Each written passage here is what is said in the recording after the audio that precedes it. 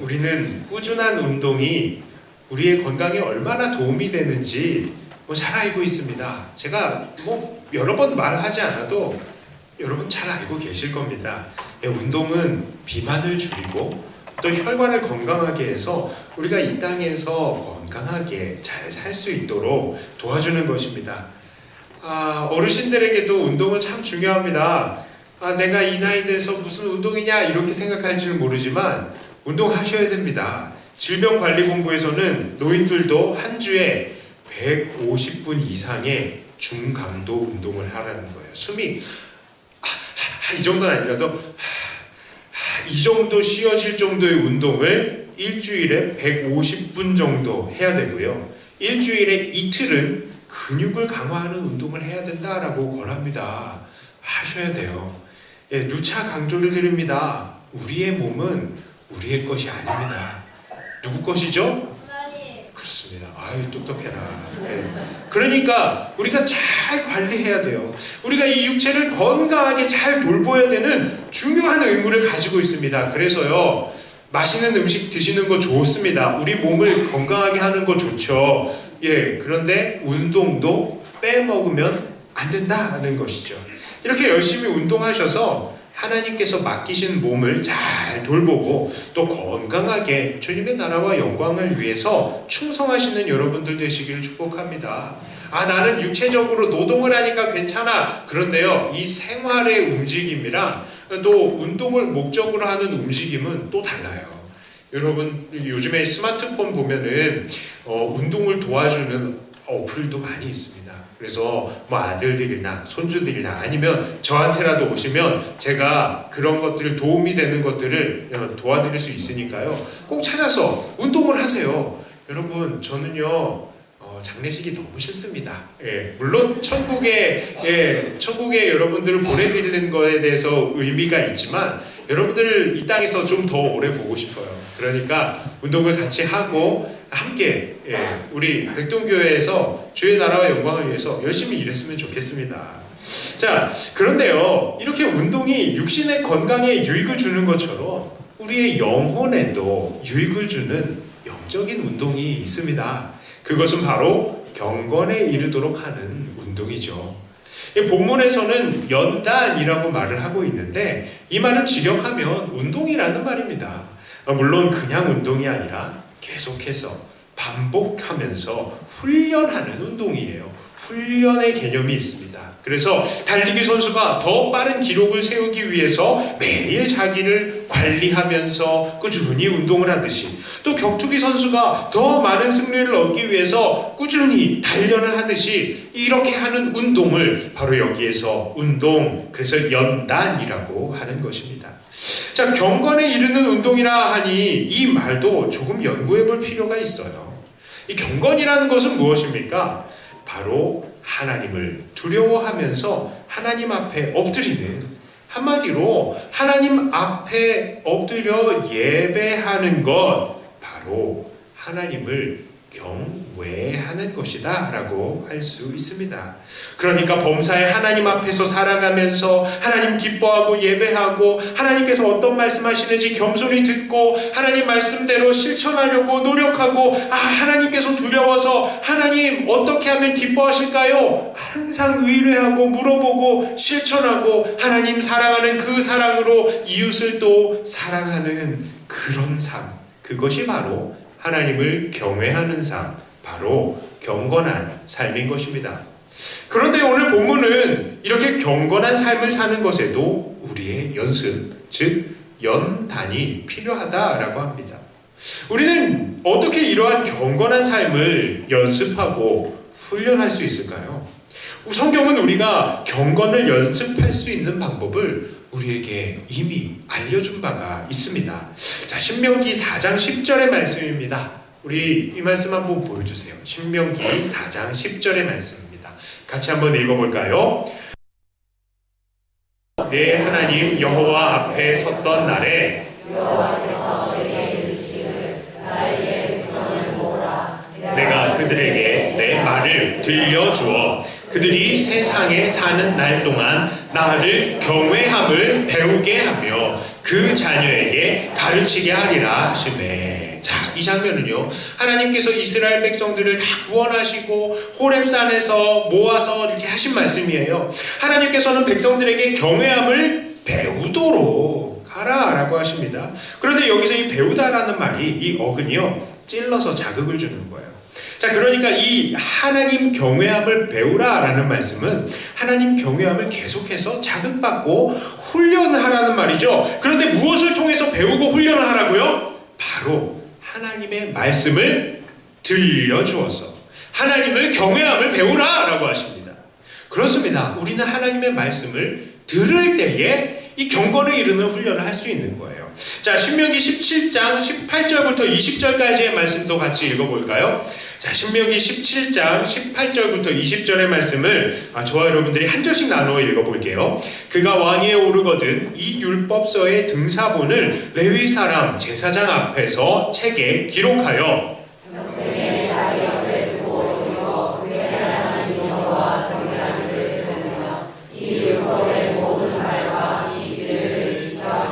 함께 했습니다. 그리하면 그의 마음이 그의 형제 위에 교만하지 아니하고 이 명령에서 떠나 좌로나 우로나 치우치지 아니하리니 이스라엘 중에서 그와 그의 자손이 왕 위에 있는 날이 장구하리라. 아멘. 자, 이 말씀은요, 하나님께서 이스라엘의 왕이 되는 사람들에게 미리 조언을 하신 말씀이에요.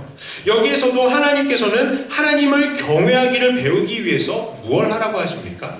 하나님 말씀을 책에 기록하여서 평생 자기 옆에 두고 읽으라라고 합니다. 읽으라.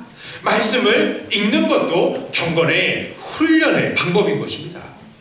자, 그러니까 하나님의 말씀을 듣고 읽는 것, 이게 바로 하나님을 경외하는 것을 배우는 방법이에요. 다시 말하면 이것이 바로 경건에 이르기 위한 좋은 방법이다라는 것입니다. 자, 그런데 특별히 오늘 본문은 이런 경건을 배우는 것, 이 연습하는 것을 굳이 연단이라고 표현을 하고 있습니다. 왜 이렇게 썼을까요? 그것은 이렇게 경건을 이루는 것이 꾸준하고 반복적인 연습과 훈련을 통해서 이루어지는 것이기 때문입니다. 경건한 삶은 하루아침에 이루어지지가 않습니다. 그리고 사실 경건한 삶을 사는 것은 너무 힘이 드는 일이에요. 왜냐하면 우리는 가만히 있으면, 지난주에 뭐라고 했어요? 가만히 있으면요, 죄가 그냥 계속해서 나오는 거예요. 계속해서. 우리는 죄를 만들어내는 죄의 공장이기 때문입니다. 자꾸 나 자신의 육체의 욕심을 죽이고 하나님의 말씀을 듣고 그 말씀을 읽으며 경건에 이르는 삶은 죄악된 우리의 삶에는 너무나 자연스럽지 않은 일이에요. 그래서 우리는 이것을 계속해서 연단하면서 훈련해야 하는 것입니다. 제가 처음에 유도를 배웠을 때, 제가 유도도 했어요. 지금은 주짓수를 하고 있지만 예전에는 유도를 했습니다. 유도를 했을 때 제일 처음에 배운 기술은 업어치기였습니다. 업어치기 하는 방법을 잠깐 알려드리면요, 설명으로 하면은 이게 잘 될까 모르겠는데, 상대방을 살짝 이렇게 밀거나 당겨서 상대방의 중심을 무너뜨린 다음에 제 왼손을 싹 들고 상대방의 왼발에다 내 왼발을 딱 갖다 대면서 내 오른발을 상대방의 오른발에다 갖다 대고 샥 돌면서, 반대다. 자, 오른발을 상대방 오른발에, 내 왼발을 상대방의 왼발에 돌면서 싹 돌면서 내 오른손을 상대방의 오른쪽에 이 겨드랑이에다가 팍 집어넣고 동시에 제가 앉아가지고 살짝 일어나면서 상대방을 잡아당기는 거예요. 아이고, 길다. 복잡하다. 자, 처음에는요, 제가 이것을 한 단계씩 연습을 했어요. 그래가지고 처음에는 상대방을 당기고 내 손을 들고 오른발 삭, 왼발 삭 해서, 여기서 앞에서 본의 아니게 댄스를 하게 됐는데 한 동작, 왜냐면 기억이 안 나니까. 그래가지고 이거를 열심히 했습니다. 그래서 이거를 마치 물 흐르는 동작처럼 나 혼자 착 이렇게 할 수 있게 한 동작으로 연결을 시켰어요. 그런데 문제는요, 이거를 실전에 쓰려고 하니까 안 되는 거예요. 상대방이 딱 하는데 움직여지지를 않는 겁니다. 그때 그걸 옆에서 지켜보시던 관장님께서 말씀을 하십니다. 업어치기를 한 10,000번 정도 하면 그때는 잘할 수 있게 될 거다라는 거예요. 10,000번이요. 예. 업어치기 10,000번 하면 그렇게 된대요. 그래서 상대방이 딱 이렇게 틈을 줬을 때 지금이 업어치기 타이밍이다 라고 생각하기도 전에 몸이 움직여서 상대방을 꽝 넘어뜨린다는 겁니다. 예. 저는 그 경제에 갔을까요? 못 갔을까요? 우리 도장에 오세요. 자, 경건한 생활도 마찬가지입니다. 경건한 생활도 마찬가지라고요. 경건의 연습도요, 처음에는 잘 안 됩니다. 잘 안 돼요. 하나님 말씀 들어야지, 성경 읽어야지, 암송해야지 작정을 하고 우리는 1시간, 2시간 그런 경건에 이르는 연습을 할 수 있죠. 하지만 이것들에 참 난관이 많습니다. 먼저 성경을 읽으려고 또 하나님 말씀 들으려고 작정해서 그 자리에 앉는 것까지도 너무나 어려워요. 또요, 성경을 읽고 말씀을 들어도 이해가 잘 안 갈 때도 많아요. 무슨 말씀이지? 그럴 때도 있고, 게다가 이런 경건에 이르는 연습을 반복을 해도 우리가 단번에 경건해지는 것이 아니기 때문에 너무 어렵습니다.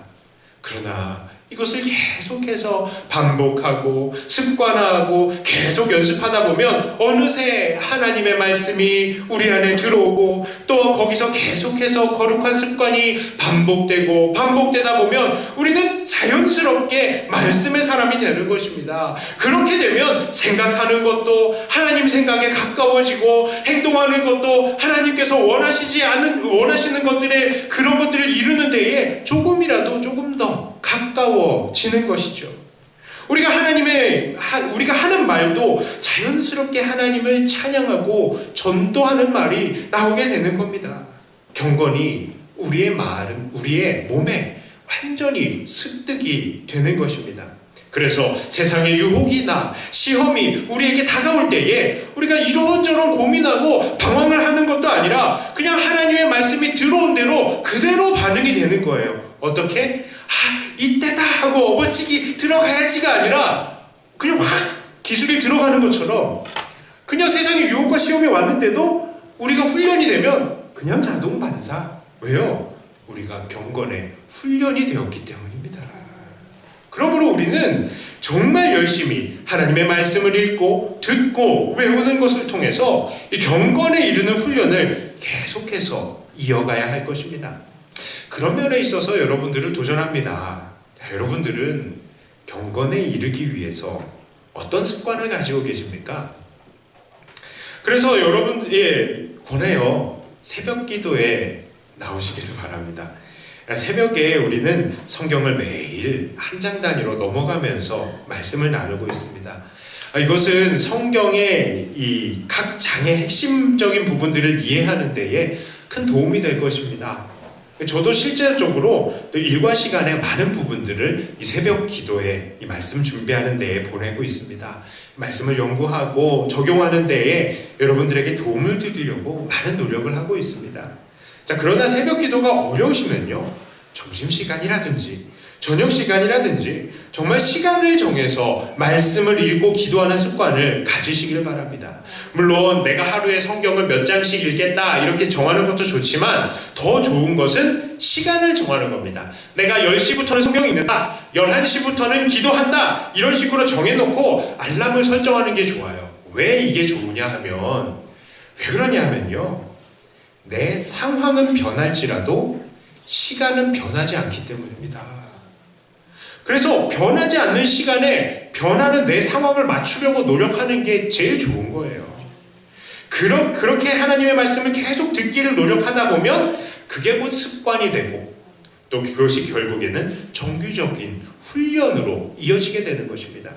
습관이 정말 중요합니다. 잘 안 되고 포기해버리지 마시고요. 계속 반복하다 보면 어느새 익숙해지는 거예요. 생물 시간에 제가 고등학교 생물 시간에 이런 생물 선생님이 이런 얘기를 하더라고요. 자, 여러분 손을 깍지 껴보십시오. 손 깍지 껴보세요. 자, 손을 깍지 꼈는데 오른쪽 엄지손가락이 위에 있다. 손. 자, 왼쪽 엄지손가락이 위에 있다. 손. 예, 아니 엄지손가락이 없으신 분들도 계신가? 자, 그러면서 이렇게 얘기를 하는 거예요. 자, 오른쪽으로 위에 있는 사람은 좀 상당히 내성적이고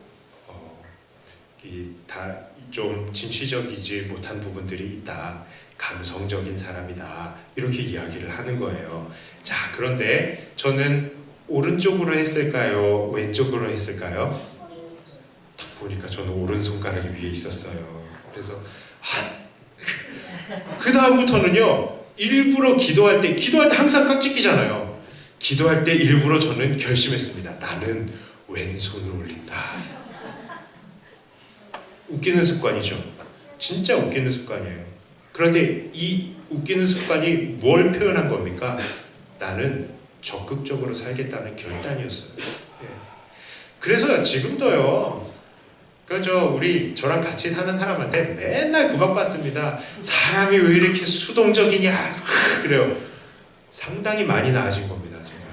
왜요? 요거 하나를 통해서. 그래, 해야지. 이거를 통해서요, 이만큼이나 나아졌어요. 그러니까 앞에 나와가지고 덜덜 떨지 않고 설교도 하죠. 예. 제가 결단한 겁니다. 이게 습관의 무서움인 거예요. 작은 습관 하나가 삶의 태도를 결정하는 것이고, 결국에는 이것들을 통하여서 모든 매사에 우리의 삶이 변화를 주는 것입니다. 습관 정말 중요합니다. 안 된다고요? 포기하지 마세요. 결국 반복하다 보면 어느새 익숙해지는 겁니다. 새벽 기도도요, 그렇게 어려운 거 아니에요. 새벽 계속 기도 습관이 되면은 어느 순간에가 누가 안 깨워줘도 일어나지는 경우들이 많이 생깁니다. 저녁 묵상도 좋습니다. 이게 습관이 되면은 친구들을 만나던, TV에서 뭘 재밌는 걸 하던, 아무리 그렇던 간에 딱 기도하는 시간, 그때가 되면 기도의 자리가 사모가 되는 거예요. 자, 이런 경건의 훈련은 참 많은 유익이 있습니다. 자, 우리 오늘 본문의 8절에 이렇게 나와 있어요. 육체의 연단은 약간의 유익이 있으나 경건은 범사에 유익하니 금생과 내생에 약속이 있느니라. 자, 이 말씀. 자, 육체의 연단은 약간의 유익이 있지만 경건은 범사에 유익하다라고 합니다. 육체의 연단은요, 그저 우리가 이 땅에서 건강하게 사는 결과를 우리에게 주지만 경건의 연단은 우리의 육신의 삶과 영혼의 삶에 모두 유익을 줍니다. 어떤 사람들은요, 이 경건한 삶이 우리가 그냥 천국에 가는 데에다 거기에나 도움을 주는 것이지, 하늘에 상을 쌓는 데에 도움을 주는 것이지, 이 땅에서는 별로 도움이 안 된다라고 생각을 할 수도 있습니다만, 절대 그렇지 않습니다. 오늘 8절 끝부분에 보니까 금생과 내생에 약속이 있는 것이라 라고 이렇게 이야기를 하고 있어요. 정말 하나님께서는 이 경건한 삶에 금생과 내생에 약속을 주셨습니다. 금생에는 어떠한 약속입니까? 이것은요, 금생의 약속은 하나님의 복주심입니다. 하나님의 복주심. 자, 예레미야서 32장 37절부터 42절까지의 말씀인데, 이 말씀을 저와 여러분들이 또 한 절씩 나눠 읽어볼게요. 자, 보라, 내가 노여움과 분함과 큰 분노로 그들을 쫓아보내었던 모든 지방에서 그들을 모아들여 이곳으로 돌아오게 하여 안전히 살게 할 것이라.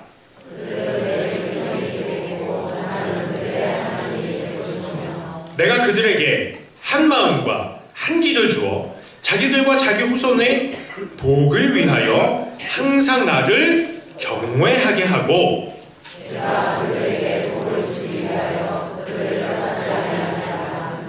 나만 그들에게 세계에서 나를 경외하는 그들의 마음을 읽어 나를 떠나지 아니하리라. 내가 기쁨으로 그들에게 복을 주되 분명히 나의 마음과 정성을 다하여 그들을 이 땅에 심으리라. 여호와께서 이와 같이 말씀하시니라. 내가 이 백성에게 이 큰 재앙을 내린 것 같이 허락한 모든 복을 그들에게 내리리라. 아멘. 이것은요, 하나님께서 예레미야 선지자를 통해서 이스라엘 사람들에게 하신 약속입니다. 지금 이들은요, 바벨론에게 포로로 잡혀갔지만 이후에 이스라엘 백성들을 하나님께서 회복시키시고 이들에게 복을 주시겠다는 약속의 내용이에요. 그런데 이 회복의 약속 가운데 중요한 게 있습니다. 바로 39절과 40절을 보면요, 하나님께서 이 백성들에게 한 마음을 주시고 한 길을 주셔서 항상 하나님을 경외하게 하시는데, 무엇을 위해서 경외하게 하시냐? 복을 주기 위함이다 라는 거예요. 하나님을 경외하는 것은 결국에는 복이 뒤따르는 것입니다. 이 복은 무엇입니까? 우리들이 좋아하는 돈을 주시는 걸까요? 건강을 주시는 걸까요? 명예를 주시는 걸까요? 모르겠습니다. 하나님께서만 아세요. 하나님께서는 우리에게 가장 좋은 것을 가장 좋은 때에 가장 좋은 방법으로 주시는, 우리보다 더 우리를 사랑하시는, 우리보다 더 우리를 잘 아시는 분이십니다. 그래서요, 돈이 필요한 사람에게는 돈을 주시죠. 건강이 필요한 사람에게는 건강을 주십니다. 심지어 고난이 필요한 사람에게는 고난까지도 허락하시는 것입니다. 하나님께서는 우리에게 모든 것을 복으로 주시는 것입니다. 고난이 왜 복입니까? 이렇게 생각하시는 분들도 계실 거예요. 물론 고난은 하나님을 경외하지 않는 사람들에게 와야 마땅한 것이기도 하겠지만, 그럼에도 하나님을 경외하는 자들이 아무런 잘못함이 없음에도 고난을 받는 경우가 있습니다. 그렇지만 이 고난도 복이 맞습니다. 왜 그러냐? 우리는 이 고난을 통해서 아무 죄 없이 우리를 위해서 고난을 받으신 예수님을 몸소 경험할 수 있는 거예요. 자, 그럼 이 고난을 경험하는 것을 통해서, 그래, 우리 주님께서 아무런 죄가 없으셨는데도 우리를 이렇게까지 사랑하시는구나 하고 고백을 하는 것입니다. 그리고 그 사랑으로 우리는 이웃을 더 사랑하고요, 하나님께 더 헌신할 수 있는 거죠. 더 예수님 닮게 되는 거예요, 이 고난을 통해서. 그러니까 내가 하나님 잘 믿었는데, 잘 섬겼는데 왜 나에게 고난이 오지? 이렇게 생각하지 마세요. 이것은 더 예수님 닮으라는 우리를 향한 하나님의 복이신 것입니다. 자, 그러니까 하나님께서요, 우리에게 함께 하시는 것 그 자체가 복인 거예요. 그 하나님 때문에 우리에게 주시는 모든 것 다 복인 거예요. 이렇게 하나님은 하나님을 경외하는 자들에게 복 주시기로 약속하신 것입니다. 약속하셨기 때문에 복을 무조건 주시는 거예요. 자, 그렇다면 경건한 자에게 주시는 이 내생의 약속은 무엇입니까? 그것은 바로 영생입니다. 사실 경건한 자들에게 영생이 있고 심판이 있지 않다는 말은 성경에 너무 많이 나오기 때문에 한 구절만 볼게요. 베드로후서 2장 9절입니다. 주께서 경건한 자는 시험에서 건지실 줄 아시고 불의한 자는 형벌 아래에 두어 심판 날까지 지키시며. 자, 그렇습니다. 경건한 자들은 내생의 영생의 약속을 받은 것입니다. 오늘 하나님을 경외하는 우리들은 결국 하나님의 은혜 안에서 영원한 삶을 살게 하시는 것입니다.